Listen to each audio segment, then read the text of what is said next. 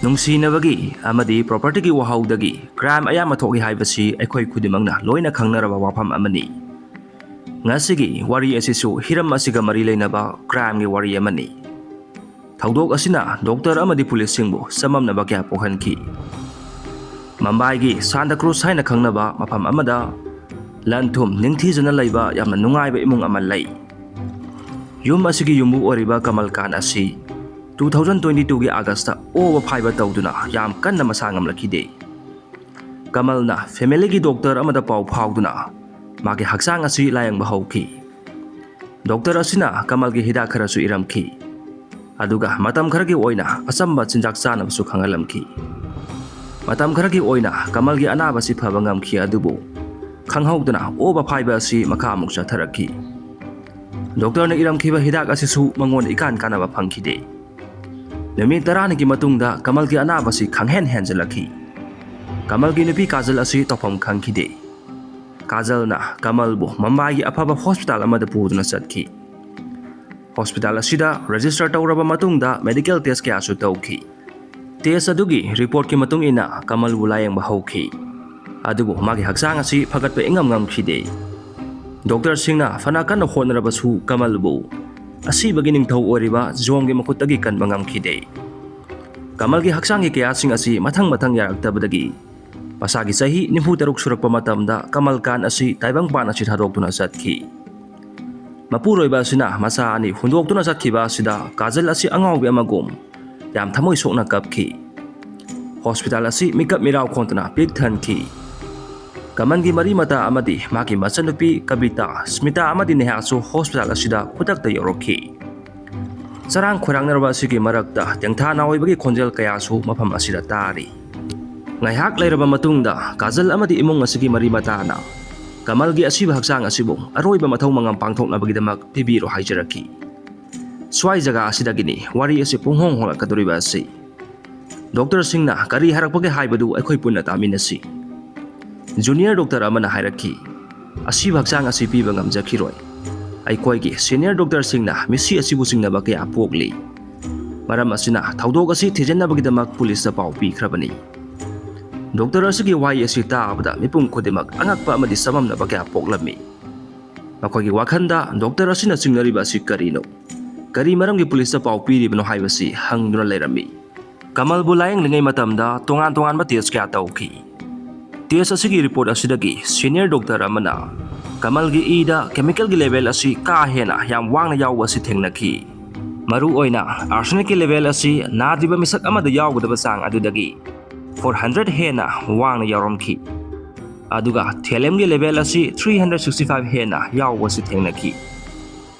Medical ꯁꯥꯏꯟꯁꯀꯤ ꯃꯇꯨꯡ ꯏꯟꯅ ꯑꯥꯔꯁꯦꯅꯤꯛ ꯑꯃꯗꯤ ꯊꯦꯂꯦꯝꯒꯤ ꯂꯦꯚꯦꯜ ꯑꯁꯤ ꯆꯥꯡ ꯌꯥꯝꯅ ꯌꯥꯎꯔꯕꯗꯤ ꯃꯈꯣꯏ ꯑꯁꯤ ꯍꯨ ꯑꯃꯒꯨꯝꯅ ꯃꯊꯧ ꯇꯧꯏ꯫ ꯀꯃꯜꯒꯤ ꯏꯗ ꯍꯥꯏꯔꯤꯕ ꯀꯦꯃꯤꯀꯦꯜ ꯑꯁꯤ ꯌꯥꯝ ꯀꯥ ꯍꯦꯟꯅ ꯋꯥꯡꯅ ꯌꯥꯎꯔꯝꯕ ꯑꯁꯤꯅ ꯗꯣꯛꯇꯔꯁꯤꯡꯅ ꯃꯤꯁꯤ ꯑꯁꯤꯗ ꯆꯤꯡꯅꯕ ꯄꯣꯛꯈꯤꯕꯅꯤ꯫ ꯑꯥꯔꯁꯦꯅꯤꯛ ꯑꯃꯗꯤ ꯊꯦꯂꯦꯝꯒꯤ ꯂꯦꯚꯦꯜ ꯑꯁꯤ ꯃꯤ ꯑꯃꯗ ꯈꯪꯍꯦꯟ ꯍꯦꯟꯒꯠꯄ ꯍꯥꯏꯕꯁꯤ ꯑꯣꯏꯊꯣꯛꯇꯦ꯫ ꯀꯅꯥꯒꯨꯝꯕ ꯑꯃꯅ ꯍꯥꯏꯔꯤꯕ ꯀꯦꯃꯤꯀꯦꯜ ꯑꯁꯤ ꯍꯨ ꯑꯣꯏꯅ ꯁꯤꯖꯤꯟꯅꯗꯨꯅ ꯀꯃꯜꯕꯨ ꯍꯥꯠꯅꯕ ꯍꯣꯠꯅꯈꯤ ꯍꯥꯏꯕꯁꯤ ꯗꯣꯛꯇꯔꯁꯤꯡꯒꯤ ꯆꯤꯡꯅꯕꯅꯤ꯫ ꯃꯔꯝ ꯑꯁꯤꯅ ꯗꯣꯛꯇꯔꯁꯤꯡꯅ ꯃꯤꯁꯤ ꯑꯁꯤꯒꯤ ꯃꯇꯥꯡꯗ ꯑꯖꯥꯗ ꯃꯩꯗꯥꯟ ꯄꯨꯂꯤꯁꯇ ꯄꯥꯎ ꯄꯤꯈꯤ꯫ ꯃꯁꯤꯒꯤ ꯃꯇꯨꯡ ꯏꯟꯅ ꯃꯤꯁꯤ ꯑꯁꯤꯒꯤ ꯃꯇꯥꯡꯗ ꯄꯨꯂꯤꯁꯁꯤꯡ ꯑꯁꯤꯅ ꯊꯤꯖꯤꯟꯕ ꯍꯧꯈꯤ꯫ ꯗꯣꯛꯇꯔꯁꯤꯡꯅꯁꯨ ꯃꯈꯣꯏꯒꯤ ꯑꯣꯏꯕ ꯃꯣꯠ ꯀꯌꯥ ꯄꯨꯂꯤꯁꯇ ꯈꯪꯍꯟꯈꯤ꯫ ꯑꯥꯔꯁꯦꯅꯤꯛ ꯑꯃꯗꯤ ꯊꯦꯂꯦꯝ ꯍꯥꯏꯔꯤꯕ ꯀꯦꯃꯤꯀꯦꯜ ꯑꯁꯤ ꯀꯃꯜꯒꯤ ꯆꯥꯅ ꯊꯛꯅꯕ ꯆꯤꯟꯖꯥꯛꯇ ꯍꯥꯞꯆꯤꯟꯗꯨꯅ ꯊꯑꯣꯏꯅ ꯃꯥꯕꯨ ꯍꯥꯠꯄ ꯑꯣꯏꯔꯝꯒꯅꯤ ꯍꯥꯏꯕꯁꯤ ꯗꯣꯛꯇꯔꯁꯤꯡꯅ ꯐꯣꯡꯗꯣꯛꯈꯤ꯫ ꯄꯨꯂꯤꯁꯁꯤꯡ ꯑꯁꯤꯅ ꯏꯃꯨꯡ ꯃꯅꯨꯡꯒꯤ ꯃꯤꯑꯣꯏꯁꯤꯡ ꯍꯥꯏꯕꯗꯤ ꯀꯥꯖꯜ, ꯀꯕꯤꯇꯥ, ꯁ꯭ꯃꯤꯇꯥ, ꯅꯦꯍꯥ ꯑꯃꯗꯤ ꯌꯨꯝ ꯑꯁꯤꯒꯤ ꯃꯔꯤ ꯃꯇꯥ ꯈꯨꯗꯤꯡꯃꯛꯇ ꯋꯥꯍꯪ ꯀꯌꯥ ꯍꯪꯈꯤ꯫ ꯄꯨꯂꯤꯁꯁꯤꯡ ꯑꯁꯤꯅ ꯃꯤꯍꯥꯠ ꯑꯁꯤꯒꯤ ꯆꯞ ꯆꯥꯅ ꯆꯤꯡꯅꯅꯤꯡꯉꯥꯏ ꯑꯣꯏꯕ ꯌꯥꯕ ꯈꯨꯗꯝ ꯆꯥꯡꯗꯝ ꯑꯃꯠꯇ ꯐꯪꯈꯤꯗꯦ꯫ ꯑꯗꯨꯕꯨ ꯃꯈꯣꯏꯒꯤ ꯕꯣꯗꯤ ꯂꯦꯡꯒ꯭ꯋꯦꯖ ꯑꯃꯗꯤ ꯋꯥꯉꯥꯡ ꯁꯉꯥꯡꯗ ꯆꯤꯡꯅꯕ ꯈꯔꯗꯤ ꯐꯥꯎꯈꯤ꯫ ꯄꯨꯂꯤꯁꯅ ꯃꯤꯍꯥꯠ ꯑꯁꯤꯒꯤ ꯃꯔꯤ ꯃꯈꯣꯡ ꯅꯤꯡꯊꯤꯖꯅ ꯈꯪꯗ꯭ꯔꯤꯉꯩ ꯆꯤꯡꯅꯕꯗ ꯌꯨꯝꯐꯝ ꯑꯣꯏꯔꯒ ꯀꯦꯁ ꯑꯁꯤ ꯄꯥꯏꯈꯠꯄ ꯄꯥꯝꯈꯤꯗꯦ꯫ ꯃꯈꯣꯏꯅ ꯑꯁꯤꯕ ꯍꯛꯆꯥꯡ ꯑꯁꯤꯕꯨ ꯅꯤꯡꯊꯤꯖꯅ ꯄꯣꯁꯠꯃꯣꯔꯇꯦꯝ ꯇꯧꯕ ꯂꯣꯏꯔꯕ ꯃꯇꯨꯡꯗ ꯏꯃꯨꯡ ꯃꯅꯨꯡꯗ ꯁꯤꯟꯅꯈꯤ꯫ ꯃꯁꯤꯒꯤ ꯃꯇꯨꯡꯗ ꯀꯦꯁ ꯑꯁꯤ ꯃꯈꯣꯏꯅ ꯊꯤꯖꯤꯟꯕ ꯍꯧꯔꯛꯈꯤ꯫ ꯑꯗꯨꯕꯨ ꯀꯦꯁ ꯑꯁꯤ ABCDꯒꯨꯝꯅ ꯇꯔꯥꯏ ꯇꯔꯥꯏꯕ ꯀꯦꯁ ꯑꯃꯗꯤ ꯑꯣꯏꯔꯝꯗꯦ꯫ ꯃꯁꯤꯗꯒꯤ ꯀꯦꯁ ꯑꯁꯤꯕꯨ ꯀ꯭ꯔꯥꯏꯝ ꯕ꯭ꯔꯥꯟꯆ ꯍꯥꯏꯕꯗꯤ CBIꯗ ꯁꯤꯟꯅꯈꯤ꯫ ꯀ꯭ꯔꯥꯏꯝ ꯕ꯭ꯔꯥꯟꯆ ꯑꯁꯤꯅ ꯃꯈꯣꯏꯅ ꯇꯧꯒꯗꯕꯁꯤꯡ ꯑꯗꯨꯕꯨ ꯅꯤꯡꯊꯤꯖꯅ ꯌꯥꯠꯄ ꯂꯣꯏꯔꯕ ꯃꯇꯨꯡꯗ ꯃꯨꯝꯕꯥꯏꯒꯤ ꯍꯣꯁꯄꯤꯇꯥꯜ ꯑꯁꯤꯗ ꯂꯥꯛꯇꯨꯅ ꯋꯥꯍꯪ ꯄꯥꯎꯍꯪ ꯀꯌꯥ ꯆꯠꯊꯈꯤ꯫ ꯑꯣꯐꯤꯁꯥꯔ ꯑꯃꯅ ꯍꯪꯈꯤ, arsenic amadi thelem gi sang asi amuktang na khangen hengat pai basi othongningai oibra senior doctor amana hairakhi masigi sang asi thodok amadagi khangen hengat pai basi oithokningai oiba maram amata leite hariba medel asi kanaguma amana yam hai singna kanasu khangloidaba mawongda tha ahum mari sangna sana thangna ba polam singna hapsin ba oiramgani asumna matam sangna chatharakba asina kamalgi haksangda arsenic amadi thelemgi sang asi wangkhalakpani haina doctor singna phongdokhi officer amana makata na hanglaki chemical asi chinjak ta hapsan matamda maki mahau amadi manam asi khangma ngamdabra doctor asina khumlaki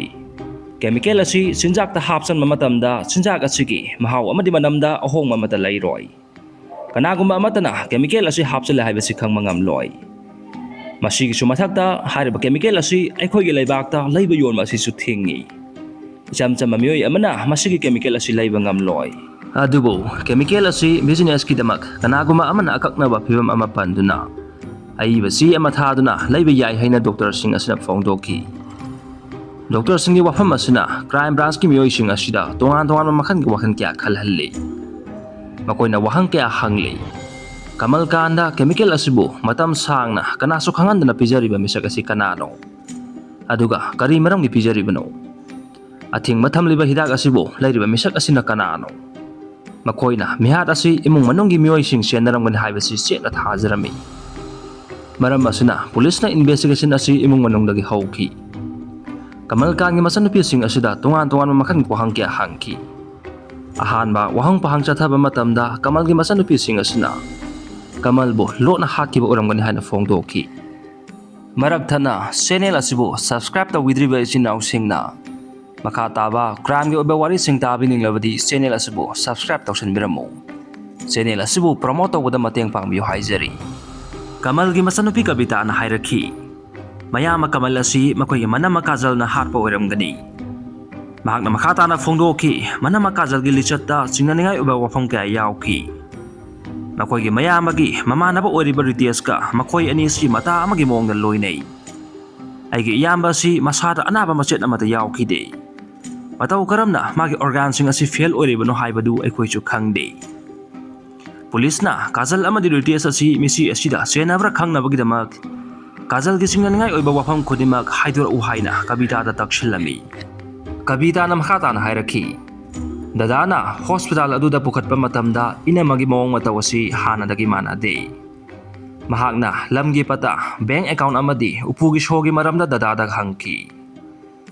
aduga tha anigi mamangda aikhoki ima su masika sap manana laikide imada su oba phaiba amadi pukna bagi layong asi ulakhi hospital da pukhalaba matungda mak su laikide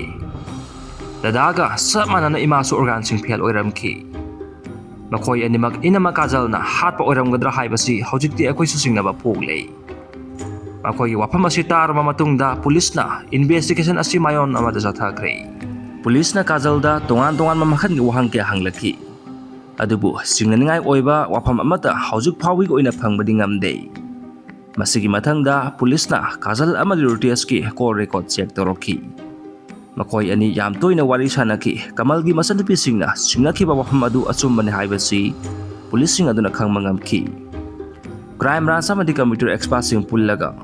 kajal amadi rutias ke tha ani uhum mamangi call history khudimak check toroki rutias na kanagumba amabu singna ba pokhandana hat pangamgadaba chemical therapy haibasi makoina khangmangamkre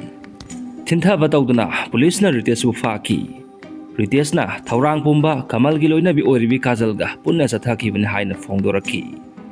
masigi matung ina kajal bo police na phaki police ki maning mamang that thatuna hangba wahangda khang mangam dabdagi makoy anina kamal bo kari maram gi hal ibn haibadu phongdoraki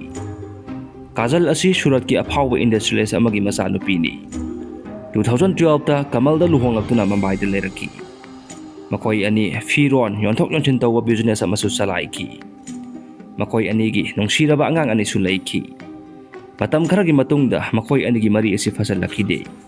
2021 da kajal asi mapam halaki aduga maki apok pamapaga punna laiminaki makoy ani saunaki bagi maram asi su kamal gi angang oiringagi maru british na maram oiragani kamal amadi kajal khanarak matamda ritias na makoy ani bo hek hek hamdokpi Khamdokpa matamda Riteshna Kajalgi misangda hek lepi. Maki angang oringagi marupu kauthorpa amadi nupida chopagi mami kya tarakhi. Adubu Kajalnani Riteshki mawng mataw asibu khoidajaki. Matay manaw khanabagi khudong saba si lawduna Ritesh amadi Kajal arot pa nungsinabagi semay ama hangdoraki. Makoy anigi arot mamari asibu Kamal amadi mahaki masan nupising na khanglakhi. Thawdok asidagi khana chainaba yarakpadagi Kajal na mapam na halakhibani. Kajal na mapam na lairaba matungda Ritesh ka luhonglagi haina khanki. Adubu luhongdringay makoy anigi partner singbo divorce hana tawba na phagani khanki. Adubu Kamal Khan ke property si urakpadagi divorce ki wafam asi toki. Ritesh amadi Kajal na Kamal gi yamlaba property sing asibu pamki.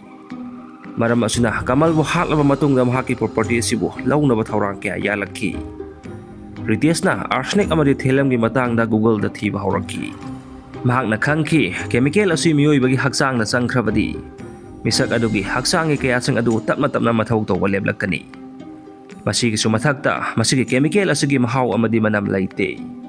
Masina maram oiraga chemical asi sinjakta yansan mada line thoglami. Adubu yamna luriba wafam amana. Chemical asi laibak asida athing mathammanina masiwa kamdong na phangadagi haiba sini. Phattaba migi pambay wate haibadu matang asida ningsinglagi. Ritesh na chemical asibu phangmangam nabagi pamay puthoraki.